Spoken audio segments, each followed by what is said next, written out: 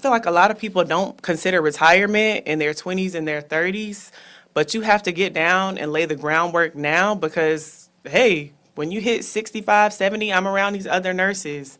It's not easy. I'm not to have to go to work, to get up and say, I have to go. If I don't go to work, I'm going to fall behind. I'm going to lose my house. I'm going to lose my car. It's not a good feeling. So, Correct. you know, you have to lay the groundwork now. So you don't have to get up and go to work when it's time for you to actually have leisure time and spend time with your family. So I feel like the argument goes both ways. It's just what you're comfortable with right now.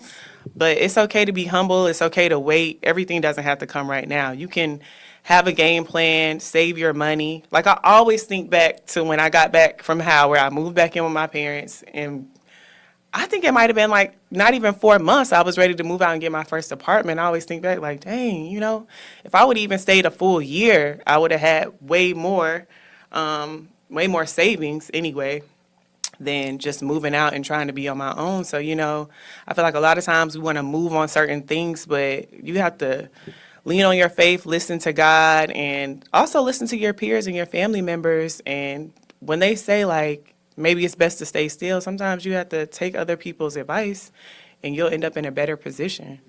So I wouldn't say, like, I wouldn't endorse, like, oh, you have to be a homeowner because of this or that. But if you feel like you're in the right place to be a homeowner, the interest rates are only going to go up.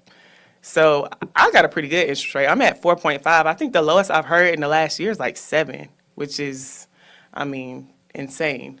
Unless, you know, you're doing it big, like he said. 7% insane to me. Like, and of course, if you're making money, you probably have a student loan, a 6-figure student loan. So I'm going to have a 6-figure student loan, a 6-figure home loan, and then possibly close to a 6-figure car loan. It's you got to make it make sense. Well, you bossy. Ooh-wee. But no, that's just I mean, that's some good stuff that we need to keep having the conversation about. And that's why we do it here on the Daily Bread each and every week. And it's topics like this. See, we got 2 minutes left in this episode, and we just warming up. So what I'm gonna do is I'm gonna have Nia come back on again. Because then we need to get into stuff like investing. Yes. Like people now is talking about crypto and talking about buying stocks and buying out their indexes and high yield savings accounts and all of this different stuff. But you know, these young cats getting NIL money, but they're not going to the league, and nobody's really talking about how to manage it and all of this. So it's so many different topics that I think we have the opportunity to touch on. So as we go into 2026, I want you to just, you know, think about this topic.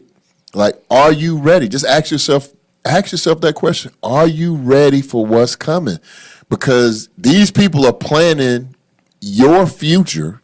These are your future dollars that they are already, like they're literally sitting down having a meeting at a boardroom with a group of men and women that's saying, hey, what can we do and put in place to get billions and billions of dollars out of this market? What do we need to come up with? And they're coming up with all these different products, and we going for it.